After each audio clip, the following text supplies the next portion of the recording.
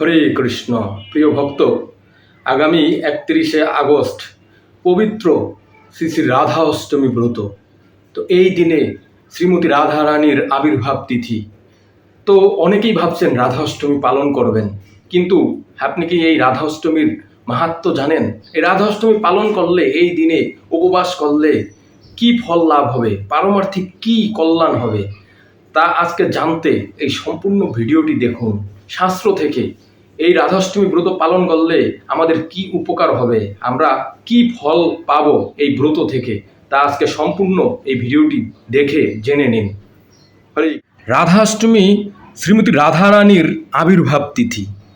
শাস্ত্রে বলা হয়েছে এদিন ব্রত, উপবাস, কীর্তন ও ভক্তি সেবা করলে অপরিমেয় পুণ্য ও সর্বোচ্চ পারমার্থিক কল্যাণ লাভ হবে।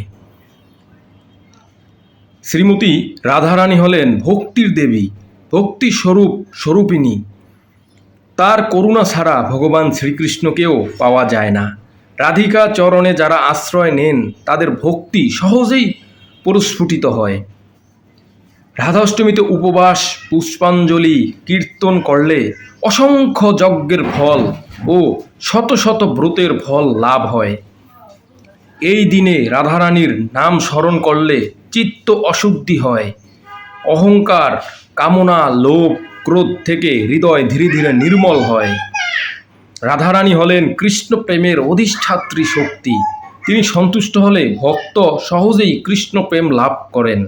তাই বলা হয়, কৃষ্ণকে পেতে হলে আগে রাধার কৃপা চাই। রাধাষ্টমী ব্রতে ভক্ত যদি একবার আন্তরিকভাবে নাম জপ করেন তাহলে জন্ম জন্মান্তরের পাপ নাশ হয়ে যায়, ভক্তি ও ভক্ত সঙ্গ লাভ হয়। শেষ জীবনে ভক্ত নিশ্চিন্তভাবে শ্রীকৃষ্ণ রাধার চরণ আশ্রয় পান। তো এই দিনে অবশ্যই ফলাহার করে উপবাস থাকতে হবে। ভোরে স্নান করে রাধাকৃষ্ণ মূর্তিতে গন্ধ, ফুল, প্রদীপ সহকারে ধূপ নিবেদন করবেন। সারাদিন হরে কৃষ্ণ মহামন্ত্র জপ ও কীর্তন করবেন। শ্রীমদ্ ভাগবত, রাধারানীর কীর্তন বা লীলা পাঠ করবেন। সন্ধ্যায় ভোগ নিবেদন শেষে প্রসাদ গ্রহণ করবেন। তো রাধাষ্টমী ব্রত পালন করলে মানুষ কেবল পার্থিব পুণ্যই নয়, বরং আপনার পারমার্থিক কল্যাণ লাভ হবে। রাধারানীর কৃপায় ভক্ত হৃদয়ে কৃষ্ণ প্রেমের অঙ্কুর বীজ বপন হবে। রাধা নাম বিনা কৃষ্ণ মিলে না, রাধা ভজন বিনা কৃষ্ণ গতি মিলে না। এর জন্য দেখুন শাস্ত্রে কত সুন্দরভাবে রাধা অষ্টমী ব্রত মাহাত্ম্য কথা বলা হয়েছে। এর জন্য আমরা যদি পারমার্থিক কল্যাণ চাই, কৃষ্ণ প্রেম লাভ করতে চাই, তাহলে অবশ্যই আমাদের এই রাধা অষ্টমীতে উপবাস থাকতে হবে।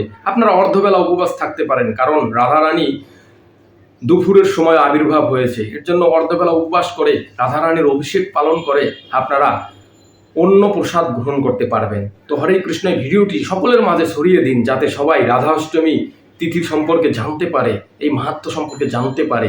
আমাদের সাথে থাকুন। হরে কৃষ্ণ।